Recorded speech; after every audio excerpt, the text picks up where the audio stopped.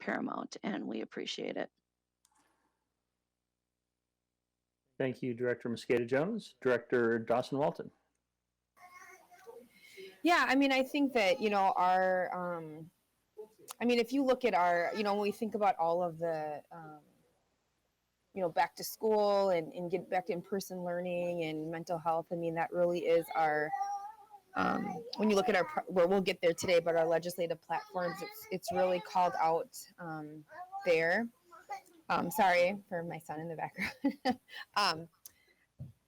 It's really called out there. And I think that as we think about, this legislative session coming up, I mean, the primary focus around the biennial budget, it's a real critical session for public education on so many different levels. And I think that I really believe that our education systems have really been working hard to meet these challenges brought by this pandemic, also brought by, the murder of George Floyd. I mean, there's just so much unrest. So we say this term uncharted territory, and it's just like, it is not, it's become kind of a normal word. But I think that, from, providing childcare to serving breakfast and lunch to students, and, the various models that we're trying to just be amendable to everyone. I just can't say enough that, I mean, everyone knows this, very, very difficult. It's not super easy. It's very complex. And I really do trust our administration and our staff. And I appreciate our parents and our students voicing their concerns, but also what's working well. And, I look forward to, as we enter into January and learn more, to be able to really pivot, because if anything I know that we're good at is pivoting and being able to change direction. And so, this is just kind of my opportunity to say, I just want everybody to have a really safe end of the year, and stay safe as a community, so that we can really move toward being in person learning. All right, thank you, Director Dawson-Walton. Director Brooks.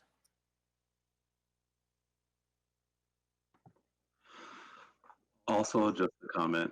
I believe it was Director Douglas that was talking about getting additional data on what is working in DLA, and also sort of thinking about that update earlier regarding 279 online. I think that even though we're in the middle of this pandemic and we're not through it yet, I think we can and should start to keep track of lessons learned, particularly with 279 online. I think that we have time, which we didn't have for DLA, to get it right for our families, and to, I think, incorporate that innovation aspect that families are looking for, and the missing engagement, all of those things. I think we need to be mindful of that, and really incorporate what's already working in DLA now, as we start to prepare for the launch of 279 online. But I don't have anything else to add, so thank you. Thank you, Director Brooks. Director Douglas. Thank you. Lots of great comments and questions from my colleagues. Thank you. You've asked some really insightful things that have helped, I think, guide this conversation. Superintendent McIntyre, you made a comment about, I wish I could remember the exact words that you used. So much has been said since then, but you said something about, kind of public health versus public education, and, finding our place in there. And I really, I feel that I feel like we're in this place where we're being forced to make, we have to decide which is greater, public health or public education, and it's both. And it shouldn't be one or the other. It really is both. But as a board of education, it is our job to make sure that our kids are getting educated and providing the resources that they need to do that. And I just want to reiterate how important it is that I think that most of the many, I'm sorry, not most, a lot of the issues that we're facing and our families are facing is directly because of the pandemic that we're in and that we're not allowed to have our kids in person. And I know that we're all working really hard towards that goal and trying to prepare for when they're back. But you know, Michael Lehan brought up the mental health aspect again, which is a common conversation that we have, but I really think that is the link.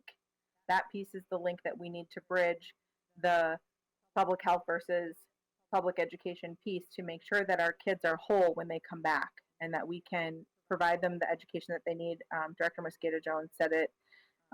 They'll catch up if we have that piece in place. And so I really appreciate you bringing that to our attention again, Michael, because it is crucial, I think, to making sure that we can help get our kids back. But I want to have that conversation as soon as possible and shift our focus from knowing that we need to do this to this is what we're going to do to put these things in place so that our kids can come back to school and get back on track as quickly as possible. So that's just my final comment. Thank you. Thank you, Director Douglas. I have two items and one follows up with what you just stated. What are we going to do this summer to catch our kids up, either through a compulsory or mandatory or voluntary in-person school, or at minimum online instruction delivered by the school district, syllabus with an agenda to get people at least to catch up a month or two and not fall behind the typical 2 months that you lose over summer. So how do we at least maintain and maybe gain? So that's something to think about, and much longer discussion than we have here at 9:15 at night. But something like that has to be proposed. I mean, and we just talked about that.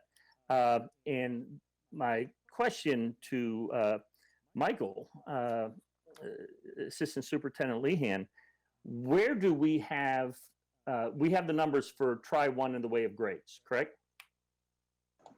Try Yes. one grades are out. So they're not out. They're coming in the next week, but yes, we will have that. Okay. Okay. I thought they were out already. I know parents have been waiting for them, and yeah, they don't have to be finalized by staff until this week. Okay. So with that and with the grades coming, I would love to see a breakdown, average difference between grade, school, subject, DLA, non-DLA, FRL, non-FRL, all of these categories that we take a look at. How has these instruction changes directly impacted our student performance from first try this year versus first try last year? And where are the outliers? Where are the biggest issues that we have to direct our attention to? And again, those grade levels aren't, well, yeah, I mean, they're our only indication right now of performance. And how do we find the ones who went from straight A's to straight C's? Where do we find the ones that maybe blossomed from C's to B's or C's to A's? I mean, that type of data analysis, I think, ought to be coming along right on the heels of the grades to the board to help, and for the staff certainly, to help make those informed decisions. I just want to make sure we're focusing on getting that data because, I'm the data guy. And Cheryl, if I can jump in on that, we have our World's Best Workforce reporting that we'll do next month, and that gets into some of these questions around what data do we have and what don't we have during this window of time. And you're spot on with what can we collect and what can we glean from that. We know it's been difficult in the interruptions to learning we've all acknowledged many times. So it's, what can that guide us in future planning and how to target improvement. And we've already started our conversations about summer programming. You're right in the sense that that's an opportunity to bridge us to next year in a much stronger way than we ever have before.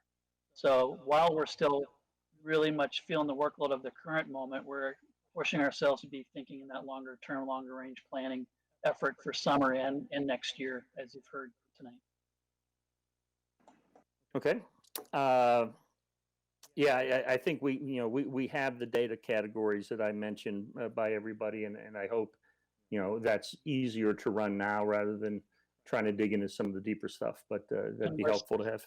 We're still pushing forward amidst all this, our desire to have vision cards and a reporting mechanism for our strategic directions that's on an ongoing regular basis. And we're close to, I know Michael and Jeremy and the team have been working on drafts of that while we're balancing all the other things. So those are coming soon to the board as well. Okay. Thank you. That's it for my questions. Anyone have any more they want to discuss? And open your mic so I can look. I see a bunch of no's. All right, very good. So we are done with that item unless anybody has any final questions, comments, motions. Nope. All right. It is 9:18. Let's take a 3-minute break here. We've been going quite a bit of time. So if we can go in a recess for 3 minutes and then we'll all be back. Thank you very much.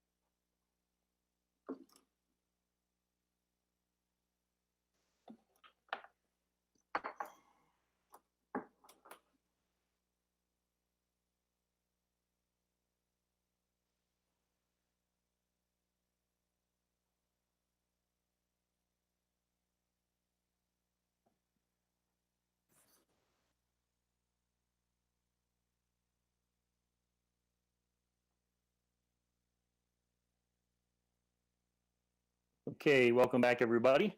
Next item is item 12 on the agenda, which is the consent agenda. Board members, are there any items you would like to remove for separate consideration from the consent agenda? Hearing none, is there a motion to approve the consent agenda as printed? So moved. We have a motion. Do we have a second? Second. Is there any discussion on the consent agenda? All in favor of approving the consent agenda, please say aye. Or I'm sorry, Sherry? Director Mosqueda Jones, Aye. Director Simons, Aye. Director Douglas, Aye. Director Ostafi, Aye. Director Brooks, Aye. Director Dawson Walton. Aye. Motion passes 6-0. Thank you very much. Item number 13 are the beginning of our action items. First action item is the 2020 payable 2021 levy limitation certification. Mr. Meyer?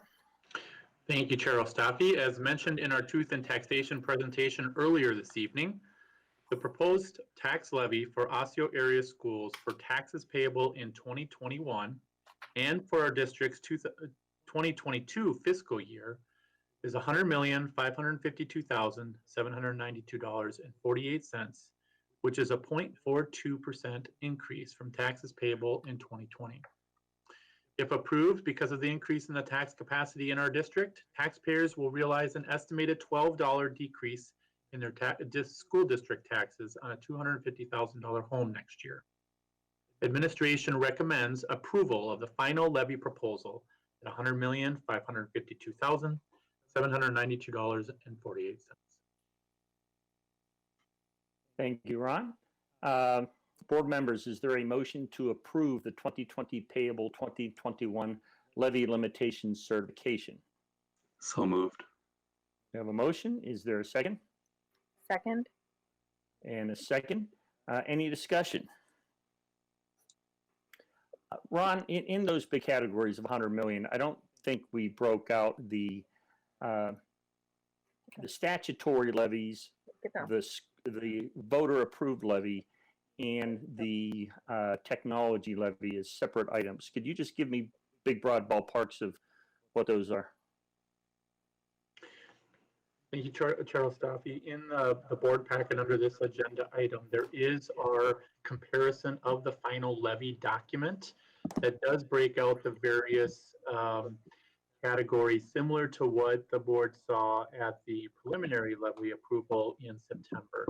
And so as you look through on the second page of that document, the first line item is referendum levy authority, which is actually has decreased. And again, that has to do, as we talked about in the Truth and Taxation, with the decrease in our enrollment in particular. You also have the local optional levy, which a portion of that was previously voter approved, and it's shifted because of state statute into that local optional category. And then about 5 items down is the capital project referendum, which is again the technology levy, which went up about 9.47%. And again, that's because of the expansion of that tax base. I'm sorry, what page was that on in our packet?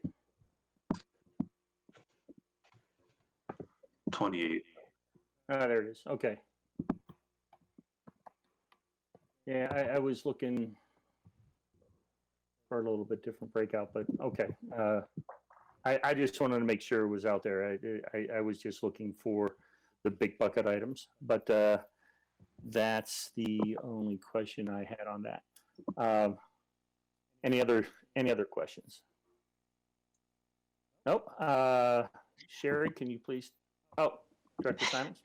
I don't.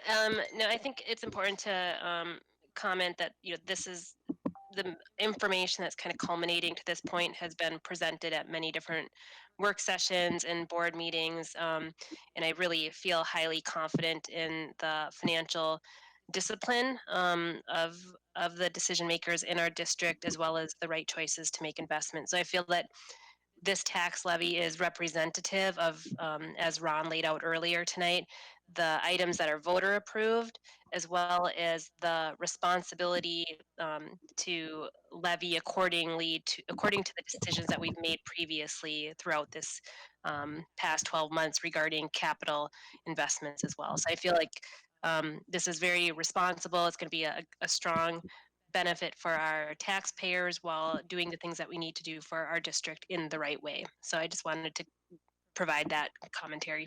Thank you. Okay, thank you, Director Simons. With that, I'll call the vote. Ms. Lincoln, can you please do a roll call? Oh, Director Douglas, did you have something? Okay. Ms. Lincoln? Director Simons, Aye. Director Brooks, Aye. Director Douglas, Aye. Director Ostafi, Aye. Director Dawson Walton, Aye. Director Mosqueda Jones. Aye. Motion passes 6-0. Thank you. The next action item is the 2021 legislative platform. Mr. Meyer? Thank you again, Chair Ostafi. Before you for approval this evening is Osseo Area Schools 2021 legislative platform. This platform document is a tool used to communicate to legislators and other stakeholders the priorities that have been identified to further the school district's mission. School board members reviewed the draft platform at the December 8, 2020 work session, and feedback from that meeting was integrated into this document. While the document is specific to our needs in Osseo area schools, including responding to the impact of the global pandemic, the items also align with other major educational groups, including AMSD, MASBO, and MSBA. With that, administration recommends approval of the legislative platform as proposed. Thank you, Ron. Is there a motion to approve the 2021 legislative platform? So moved by Director Mosqueda Jones. Is there a second?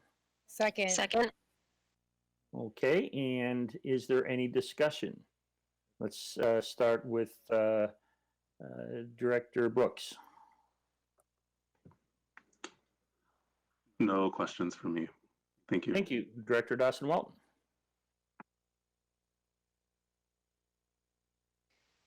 I just want to thank Valerie, our lobbyist, and Ron for their work and for, I think I'm really proud of our platform that we have. I think it really encompasses the current state, but also keeps the kind of the long-term initiatives that we have that are really create some sustainability in our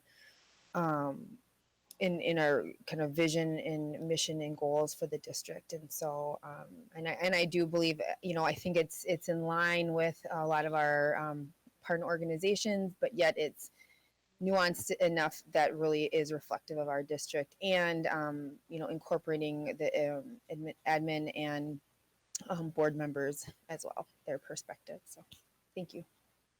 Thank you. Director Simons. No questions or comments. Thank you. Director Douglas. No questions or comments. Director Mosqueda Jones.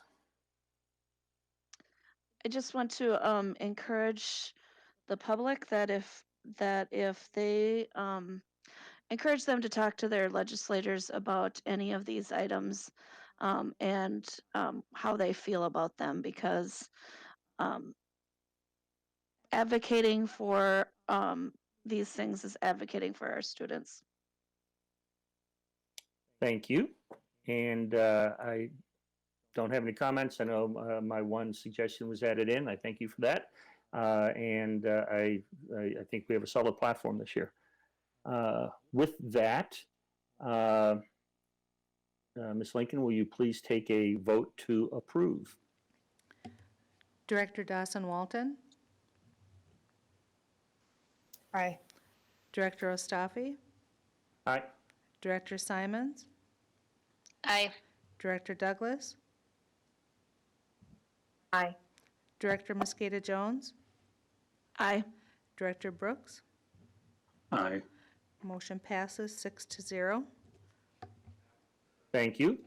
Next action item is the second reading of Policy 542, the extended educational field trips. Mr. Palmetier. Thank you, Chair Staffi. I will take items 13C, D, and E if you'll allow me to. Sure thing. Chair Staffi, school board members, and Superintendent McIntyre. There are 3 policies on the agenda for second reading tonight. They are Policy 542, extended field trips, Policy 546, academic shared time, and Policy 556, release time for religious instruction. You can tell I'm reading fast here. At least 4 weeks have passed since the first reading of these policies, and under school board bylaws, if approved by the board this evening, the proposed amendments to these policies will be formally adopted. The proposed amendments to the policies for the board's consideration and approval tonight are as follows. Policy 542, extended field trips. This policy was last reviewed in January of 2016. The proposed revisions to the policy include, first, in addition to the prohibition against international field trips to countries subject to a level 3 or higher State Department travel advisory, and 2, a requirement that field trips requiring air travel or overnight lodging must offer an option for trip insurance. In the past 3 years, the school district has had to cancel a number of extended field trips due to safety concerns or the pandemic, and the changes are intended to protect students and limit financial hardships due to such cancellations. The next policy for consideration by the board is Policy 546, academic shared time. This policy was last reviewed in October of 2008. The proposed revisions to the policy include reformatting the policy to reflect current formatting standards. In addition, provisions have been added to the proposed policy to reflect requirements of Minnesota statute that core curriculum classes must be held at the school district locations, and that special education classes can be held at either a school district location, the non-public school, or a neutral location on a student-by-student basis. And lastly, Policy 556, release time for religious instruction. This policy was last reviewed and revised in May of 2001. The proposed revisions to this policy are formatting changes that reflect the current formatting standards. There are no substantive changes to this policy other than that. It's my recommendation and that of the policy subcommittee that the full board consider and adopt each of the above proposed action items. Thank you, Mr. Palmetier. Board members, we'll start with 542. Is there a motion to approve revision of policy 542, extended educational field trips? So moved. Director Heather Douglas. Thank you. Is there a second? Second. Is there any discussion? Hearing none, Ms. Lincoln, will you please take a roll call vote? Director Ostafi? Aye. Director Dawson-Walton?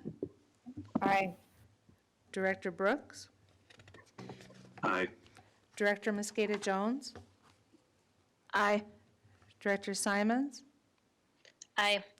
Director Douglas? Aye. Motion passes 6-0. Thank you. Directors, is there a motion to approve the revision of policy 546, shared time?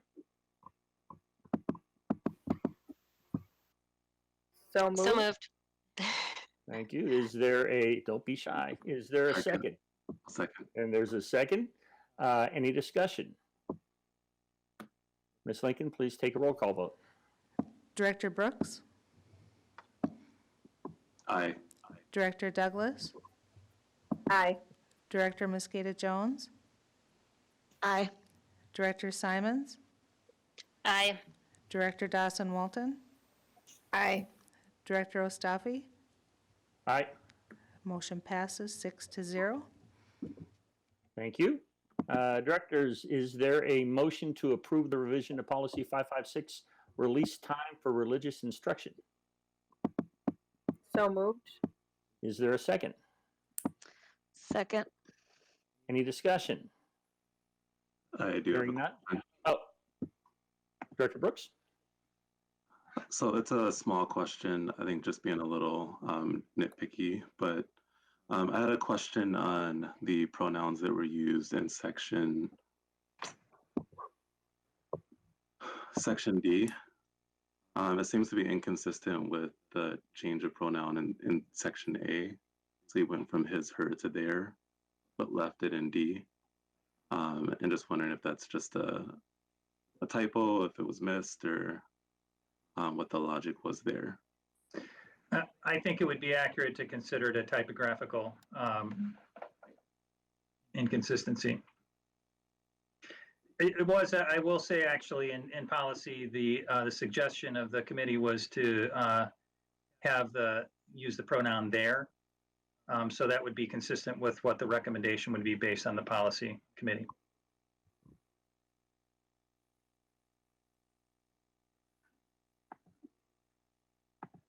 Okay, thank you. So do I need to amend the motion to update that second pronoun, or is that already done? As a typo, Tim, does that just, you fix that, or do we? I think subject to any issue here with, I think we can actually make the revision without amendment under the circumstances. Okay. Thanks for catching that, Director Brooks. Any other questions or comments? Hearing none. Ms. Lincoln, will you please take a roll call vote? Director Douglas? Aye. Director Mosqueda Jones? Aye. Director Brooks? Aye. Director Dawson Walton? Aye. Director Ostafi? Aye. Director Simons? Aye. Motion passes 6-0. Thank you. The last action item this evening is the approval of gifts to the district totaling $102,614. Is there a motion to approve gifts to the district in the amount of $102,614? So moved. Is there a second? Second. Any discussion? Once again, I am overwhelmed by the gratitude of everybody who has donated, people, parents, family, churches, PTOs, boosters, corporations. Thank you all. I do appreciate that. Director Brooks, you have a comment? Oh, okay. With that, again, I gratefully, I am grateful for all your generosity. Is a roll call vote will now be taken by Ms. Lincoln. Sherry. Director Brooks? Aye. Director Dawson Walton? Aye. Director Simons? Aye. Director Douglas? Aye. Director Mosqueda Jones? Aye. Director Ostafi? Aye. Motion passes 6-0. Thank you. And at this time, the board will now be going into a closed session. Is there a motion to recess the regular meeting for 5 minutes and reconvene for the purpose of a closed meeting of the Osseo Area School Board pursuant to Minnesota Statute 13D.05, Subdivision 3B, to engage in attorney-client privilege discussions related to the City of Brooklyn Center's eminent domain proceedings against Osseo Area Schools in Hennepin County, Court File 27-CV-20-15230. Do we have a motion? So moved. We have a motion. Do we have a second? Second. Any discussion? Hearing none, Ms. Lincoln, please take a roll call vote. Director Ostafi? Aye. Director Simons? Aye. Director Mosqueda Jones? Aye. Director Brooks? Aye. Director Douglas? Aye. Director Dawson Walton? Aye. Motion to recess passes 6-0. Thank you. At this time, everyone with the exception of board members, Superintendent McIntyre, Tim Palmatier, and Ron Meyer can log off of the video conference. We'll take a 5-minute break and then join back for the opening statement and acknowledgement of those in attendance for the closed session. This meeting is now recessed at 9:42 p.m. The school board will adjourn at the conclusion of the closed session. Thank you, and good night, everybody. Take care.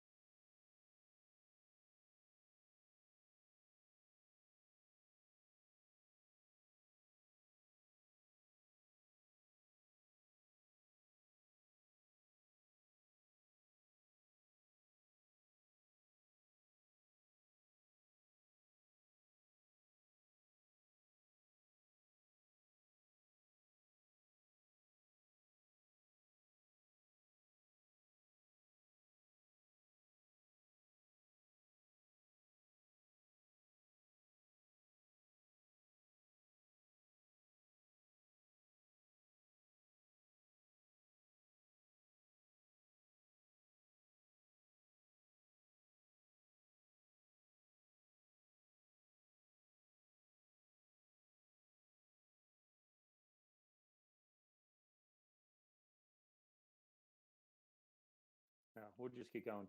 It is now 9:47 p.m. on Tuesday, December 15th, 2020. Prior to going in a closed session, we will take a roll call of those in attendance. Please respond when I call your name. Director Brooks. Here. Director Dawson-Walton. Here.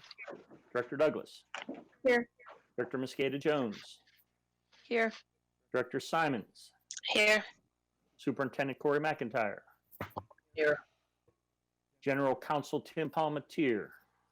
Here. Executive Director of Finance and Operations Ron Meyer. Here. Attorney Bob Bauer. Present here. And I, Mike Ostafi, am present. I move to close this meeting in the Osseo Area School Board pursuant to Minnesota Statute 13D.05, Subdivision 3B, to engage in attorney-client privilege discussions related to the City of Brooklyn Center's eminent domain proceedings against Osseo Area Schools in Hennepin County, Court File 27-CV-20-15230. Is there a second? Second. Director Douglas. Okay, thank you. Ms. Lincoln, will you please conduct a roll call vote? Director Dawson-Walton, Aye. Director Douglas, Aye. Director Mosqueda-Jones, Aye. Director Ostafi, Aye. Director Simons, Aye. Director Brooks. Aye. Motion passes 6-0. Thank you. The motion is passed. This meeting is now closed to the public. The live stream and recording of this meeting will now end. Thank you.